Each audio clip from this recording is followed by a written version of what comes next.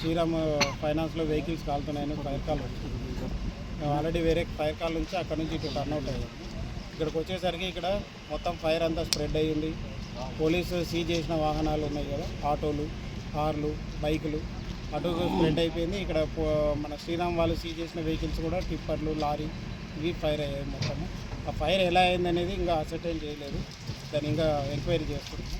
Loss property కూడా ఎంత అయిందనేది ఇంకా డీటెయిల్స్ రాలేదు, అవి తీసుకుంటాం. ఇప్పుడు ఎంతవరకు ఎన్ని కాలిపోయినట్టు? ఇప్పుడు టిప్పర్లు 5-6 కాలినాయని చెప్తున్నారు మేనేజ్మెంట్. అది ఇంకా డిసైడ్ చేయాలి. కార్లు కూడా అది పోలీస్ వాళ్ళకు కూడా అడిగాము. వాళ్ళు సీజ్ చేసిన వెహికల్స్ డాటా మొత్తం ఎంతవరకు అనేది వాళ్ళు లిస్ట్ ఇస్తే మనం ప్రికాషన్స్ జరుగుతున్నాయి. ప్రికాషన్స్ తీసుకోవాలి. మీరు ఇంత లార్జ్గా పెట్టినప్పుడు వీళ్ళకి కూడా మేనేజ్మెంట్ కూడా మేము చెప్తున్నాము. ఇంత లార్జ్గా పెట్టినప్పుడు పార్టిషన్స్ మధ్యలో లిమిటెడ్గా పెట్టేసి మధ్యలో గ్యాప్స్ పెడితే మనకు ఇట్లా పెద్దగా అయ్యే ఛాన్స్ ఉంటుంది. కాబట్టి ఒక 10 వెహికల్స్ ఒక చోట పెట్టి మధ్యలో గ్యాప్స్ పెట్టి అంటే ఏదైనా అయినా కూడా అంతవరకే అవుతుంది, మనకు స్ప్రెడ్ కాకుండా ఛాన్స్ ఉంటుంది. గడ్డి చాలా ఉంది, దానివల్ల కూడా అది దాన్ని ఎట్లా అనేది కెమెరాస్ కూడా చెక్ చేయమని చెప్పారు.